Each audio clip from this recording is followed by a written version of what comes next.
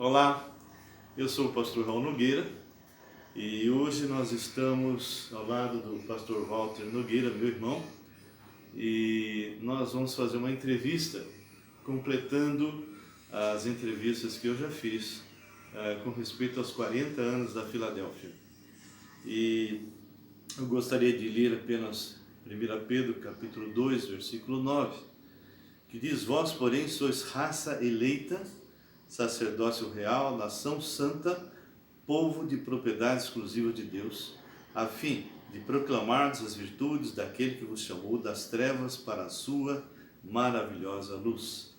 Vós sim, que antes não erais povo, mas agora sois povo de Deus, que não tinhas alcançado a misericórdia, mas agora alcançastes a misericórdia. Bem, nós cristãos, nós que aceitamos a Jesus Cristo como Senhor e Salvador, nós temos a responsabilidade de falar de Jesus Cristo às pessoas que estão ao nosso lado.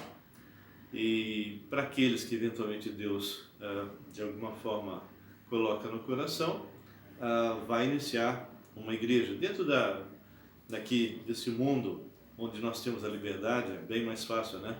Lá numa China, numa Índia, em outros lugares é um pouco mais difícil ou muito difícil, dependendo do tipo de problema e restrições por parte do governo. Aqui nós temos então nosso canal, que é Focando Vidas, e hoje nós vamos estar então falando com o Walter e colocando algumas perguntas para ele, para que ele possa de alguma forma nos dizer como surgiu, qual foi a maneira pela qual surgiu a Igreja Batista Regular Filadélfia, da qual eu pertenço já há 40 anos e, como já falei numa outra entrevista, eu estava com 9 meses de convertido quando eu aluguei aquela casa e nós realmente começamos a igreja, né? Uma casa simples, pequena, e que depois nós tivemos que aumentar colocando lá um barracão. De qualquer forma, aqueles que eu entrevistei vieram um pouco depois do Walter e do Manuel Cunha. Então, o Walter vai ter, vamos dizer assim, a oportunidade de colocar para nós como surgiu a ideia de se fazer a congregação saindo da Igreja Batista Regular do Itaim. Como? De que jeito, né? Como é que Deus realmente foi conduzindo isso através dele e também do Manuel e os outros que gravitaram. Tudo bem, Walter? Tudo bem. É uma alegria poder falar da missa da Filadélfia. Fala mais alto, porque senão o pessoal não vai te ouvir direito. Acontece o seguinte, eu comecei a frequentar a Igreja Batista Regular do Itaim como membro em 73. E o Manuel Cunha em 76. E nós desenvolvemos uma amizade nesse período, né? E a igreja tinha o hábito de todas as quartas-feiras orar por 2 congregações. Então nós, além dos cultos normais de domingo, nós vimos também as quartas-feiras. E constantemente orando, vamos orar por 2 congregações. E passava ano, e ninguém se prontificava. Ninguém veio ficar só na oração. Só oração. Aí eu falei para o Manuel, porque o Manuel, nós estávamos desenvolvendo uma amizade, né? O Manuel era crente relativamente novo, eu já mais antigo. E eu falei, Manuel, por que nós não assumimos isso? Eu me lembro que quando eu me converti, você tinha 8 anos de convertido e o Manuel 4 anos. Jesus me salvou em 71. Aí eu falei, Manuel, eu estava pensando uma coisa, a igreja fica desafiando, ninguém assume nada, né? E aí não pedia por quarta-feira, né? E parecia uma coisa assim que ninguém esperava que alguém assumisse. Um dia eu falei, Manuel, eu estou afim de você. O Manuel falou, o Manuel já tinha era bem evangelista já, né? Ele falou, eu topo também. Aí nós procuramos a liderança da igreja, falando assim, olha, nós somos a fim de assumir. A igreja ficou um pouco impactada, estava anos e anos orando por 2 congregações, ninguém nunca, de repente 2 jovens ainda, né? Chegou nós assumimos, a igreja sofreu um impacto, né? Tá bom, então nós vamos dar retaguarda financeira para vocês. Vocês arrumem um local para a gente alugar e a gente vai dar essa retaguarda. Tá, mas você já está falando do surgimento de uma congregação. Mas aonde entra então a Wanda e a avó Joana? Foi antes disso ou depois disso? Assim, depois.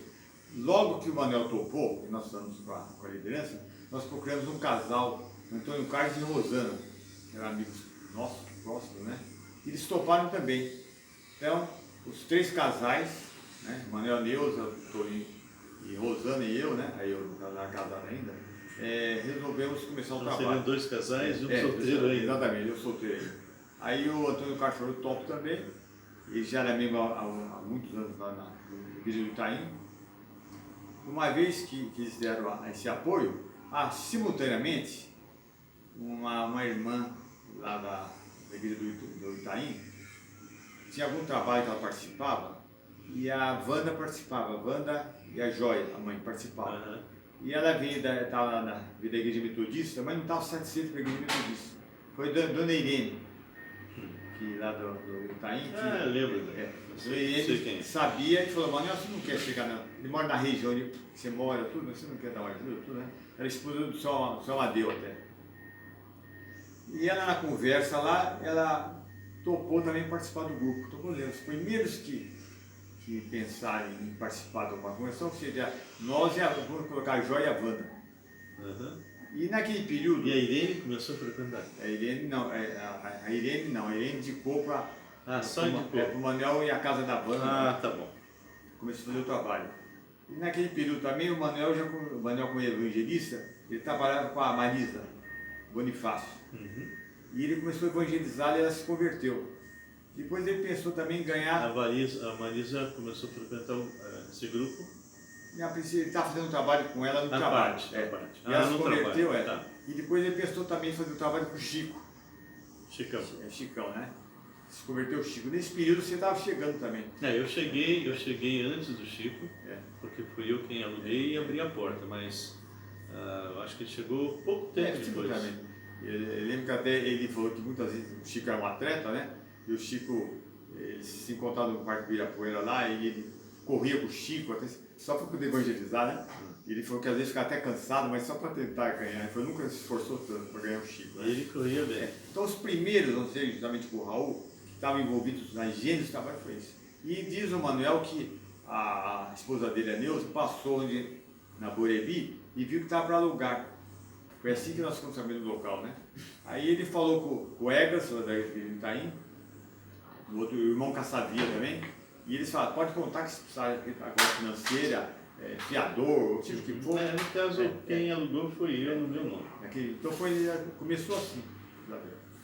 E a partir do momento que nós começamos a trabalhar na congregação lá, o Manuel conversando comigo falou, Valdo, nós vamos começar um trabalho, nós somos mais antigos na fé, né? O que você quer fazer? Se quiser dar aula, eu dou, ensino. Então nós já tínhamos uma preocupação com a sã doutrina, ensinar a palavra de Deus desde o começo, evitar que pessoas de seitas viessem roubar os membros da igreja, vamos assim dizer, né?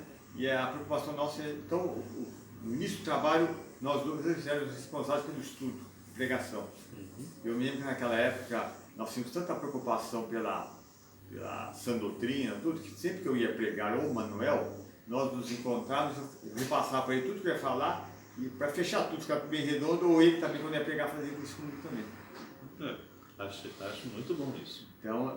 Então no início, e nós despertamos já no povo lá, o desejo já foi pela palavra. Desde o início. Tanto assim que nossos estudos ou pregações não eram curtos, não. No mínimo 45 minutos.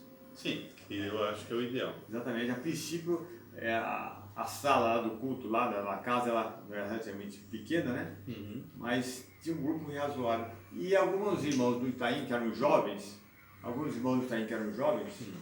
resolveram também começar a aparecer lá na nossa igreja. A princípio, conversando com o pastor Ronaldo Mesa, que era o pastor missionário lá. Ele era o diretor, na época, do seminário. E era também o gerente da Livraria Maranata. Ele falou para nós o seguinte, se isso começa no sábado, para a gente continuar frequentando no domingo. Então nós fazemos reuniões aos sábados à noite, né? Mas continuamos frequentando domingo lá no Itaim. Aí começou a aumentar o trabalho, chegando gente e tal, foi chegando, né?